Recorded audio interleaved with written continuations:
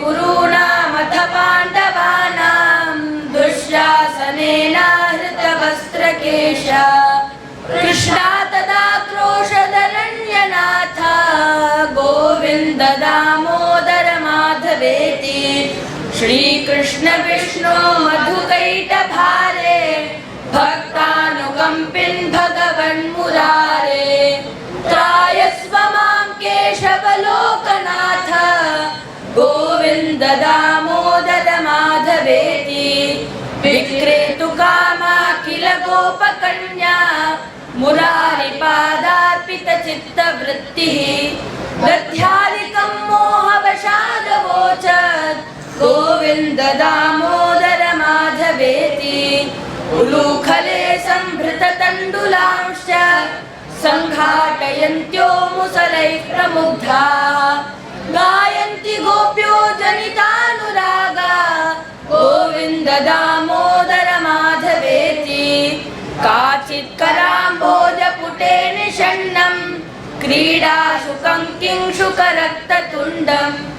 अध्यापयामास सरोरुहाक्षी गोविन्द दामोदर माधवेति गृहे गृहे गोपवधुः समूह प्रतीक्षणं पिञ्जरसारिकानां स्खलद्गिरं वाचयितुं प्रवृत्तो गोविन्द दामोदर माधवेति पर्यङ्किका भाजमलङ्कुमारं प्रस्वापयन्त्यो किल गोपकन्या जगुः प्रबन्धं स्वरतालबन्धं गोविन्द दामोदर माधवेति रामानुजं वीक्षणकेलिलोलं गोपी गृहीत्वा नवनीतगोलम्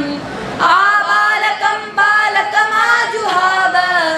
गोविन्द दामोदर माधवेति विचित्रवर्णाभरणाभिरामे विदेहि वक्त्राम्बुजराजहंसे सदा मदीये रसनेग्ररङ्गे गोविन्द दामोदर माधवेति अङ्कादिरूढं शिशुगोपगूढं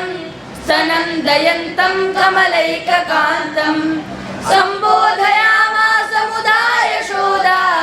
गोविन्द दामोदर माधवेति क्रीडन्तमन्तर्व्रजमात्मजं स्वं समं वयस्यै पशुपालबालैः प्रेम्णा यशोदा प्रजुहाव कृष्णं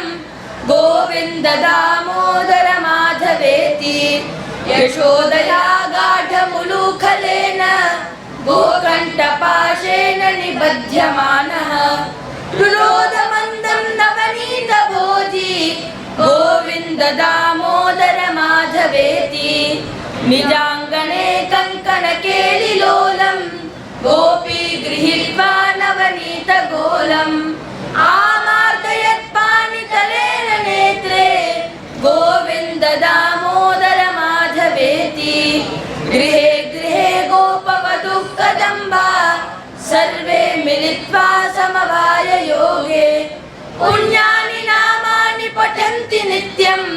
गोविन्द दामोदर माधवेति मन्दारमूले वदनाभिरामं बिम्बाधरे पूरितवेणुनादं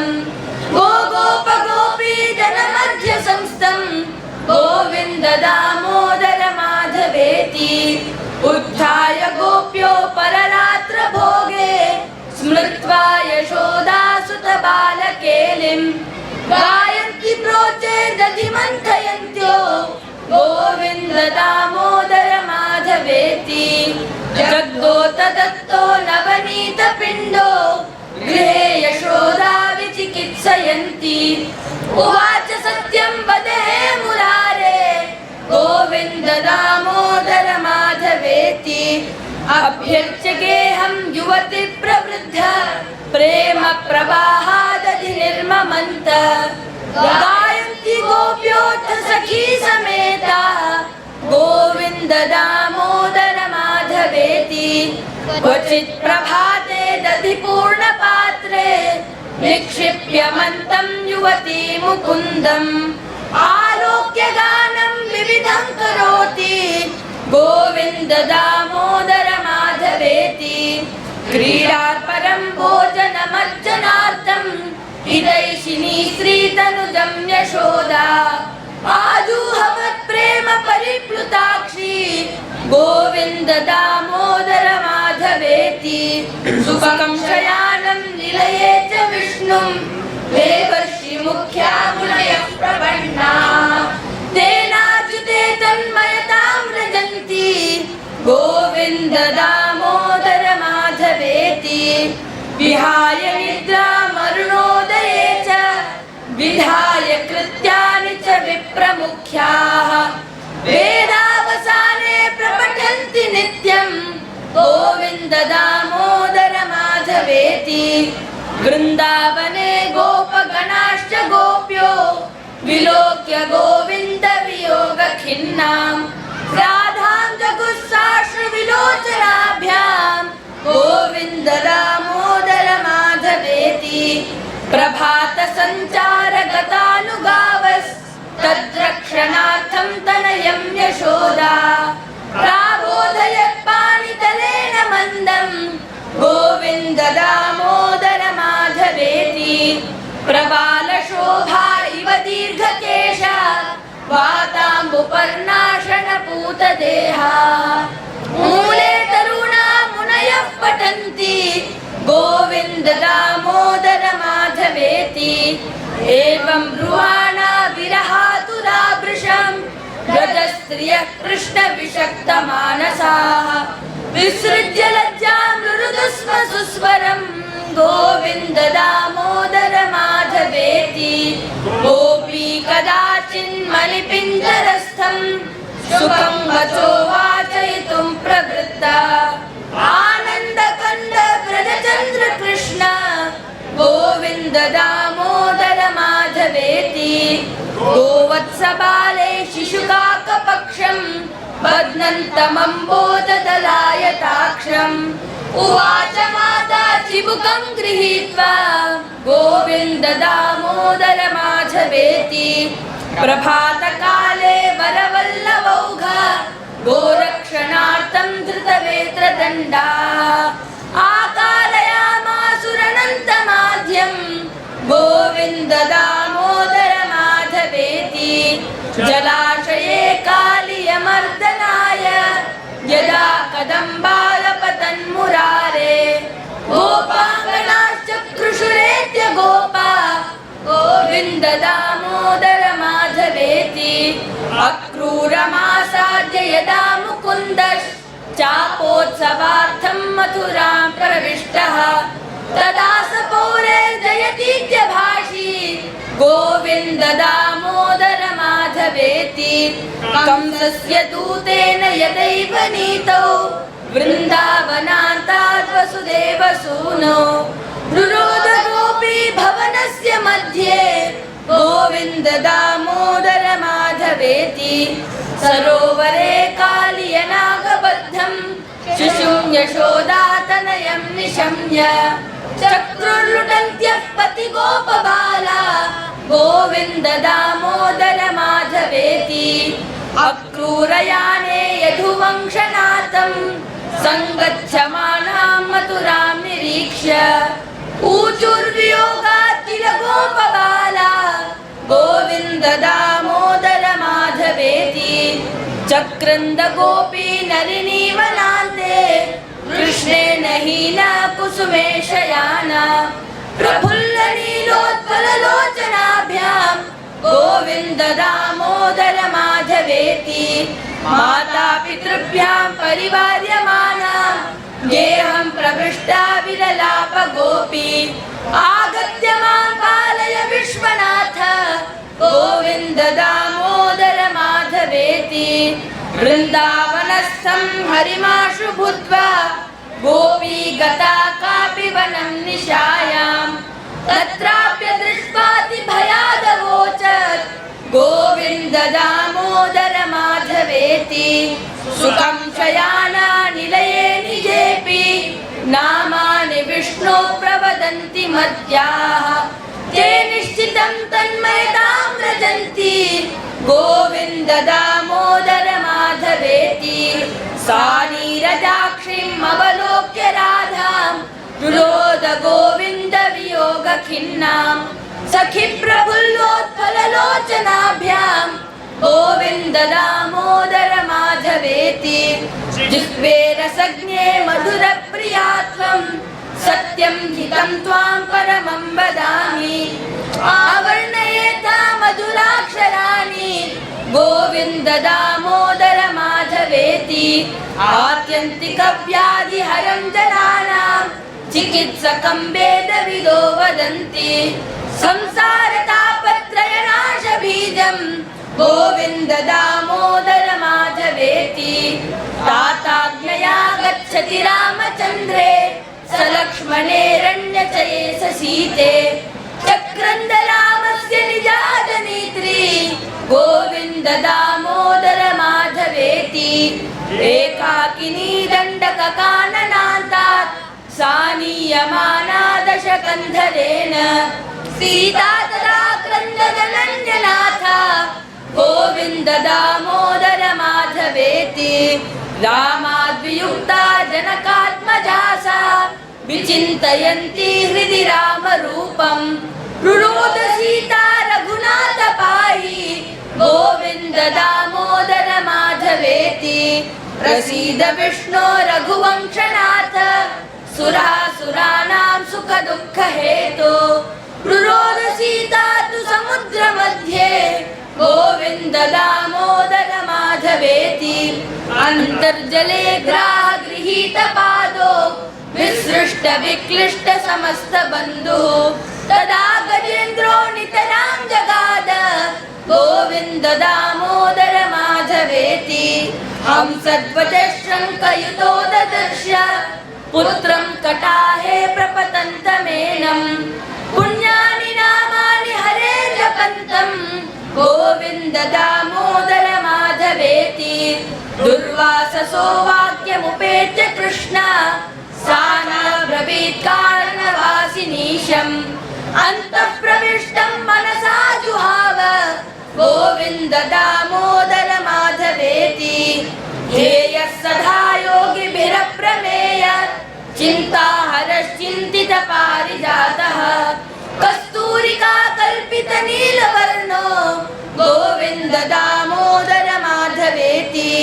संसारकूपे पतितोऽत्यगाधे मोहान्धपूर्वे विषयाधितप्ते करावलम्बं मम देहि विष्णो गोविन्द दामोदर माधवेति त्वामेव याचे मम देहि जिह्वे समागते दण्डधरे कृतान्ते वक्तव्यमेवं मधुरं सुभक्त्या गोविन्द दामोदर माधवेति भजस्व मन्त्रं भवबन्धमुक्त्यै जिह्वे रसज्ञे सुलभं मनोज्ञं द्वैपायनाद्यै मुनिभिः प्रदत्तं गोविन्द दामोदर माधवेति गोपाल वंशीधर रूप सिन्धो लोकेश नारायण दीनबन्धो उच्चैश्वरेस्त्वं वद सर्वदैव गोविन्द दामोदर माधवेति जिह्वे सदैवं भज सुन्दराणि नामानि कृष्णस्य मनोहराणि समस्त भक्तार्ति विनाशनानि गोविन्द दामोदर माधवेति गोविन्द गोविन्द हरे मुरारे गोविन्द गोविन्द मुकुन्द कृष्ण गोविन्द गोविन्द रथाङ्गपाणे गोविन्द दामोदर माधवेति सुखावसाने त्विदमेव सारं दुःखावसाने त्विदमेव गेयं देहावसाने त्विदमेव जाप्यं गोविन्द दामोदर माधवेति दुर्वारवाक्यं परिगृह्य कृष्ण मृगीव भीता कथञ्चित् सभा प्रविष्ट मनसा जुहाव गोविन्द दामोदर माधवेति श्रीकृष्ण राधा वर गोकुलेश गोपाल गोवर्धन नाथ विष्णु जिह्वे पिबस्वामृतमेतदेव गोविन्द दामोदर माधवेति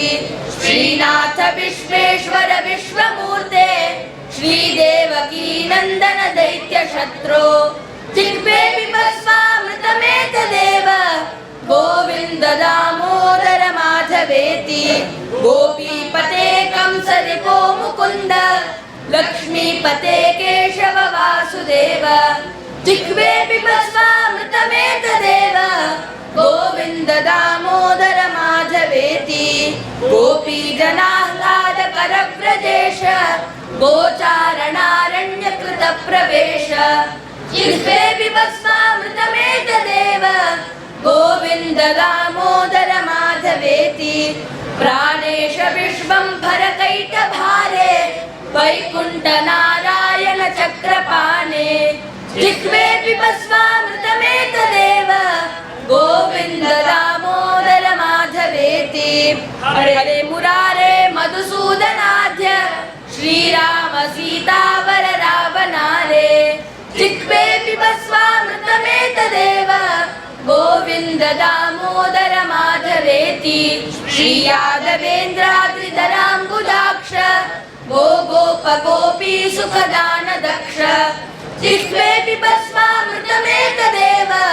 गोविन्द दामोदर माधवेति दराभरोत्तारण गोपवेश विहार लीलाकृत बन्धुशेष जिह्वे पिबस्वामृतमेतदेव गोविन्द दामोदर माधवेति बकीबकागासुरधेनुकारे केशी तृणावर्त विघात दक्ष जिह्वे पिबस्वामृतमेतदेव गोविन्द दामोदर माधवेति श्रीजानकी जीवन रामचन्द्र निशाचरारे भरताग्रजेश जिह्वे पिबस्वामृतमेतदेव गोविन्द दामोदर माधवेति नारायणान्त हरे नृसिंह प्रह्लाद बाधा हरे कृपालो जिह्वे पिबस्वामृतमेतदेव गोविन्द दामोदर माधवेति लीला मनुष्याकृति रामरूप प्रतापदासीकृत सर्वभूप जिह्वे पिबस्वामृतमेतदेव गोविन्द दामोदर माधवेति श्रीकृष्ण गोविन्द हरे मुरारे हे नाथ नारायण वासुदेव जिह्वे पिबस्वामृतमेतदेव गोविन्द दामोदर माधवेति वक्तुं समर्थोऽपि न वक्ति कश्चित् अहो जनानां व्यसनाभिमुख्यम् जिह्वे पिबस्वामृतमेतदेव गोविन्द दामोदर माधवेति इति श्री बिल्वमङ्गलाचार्य विरचितं श्री गोविन्द दामोदर स्तोत्र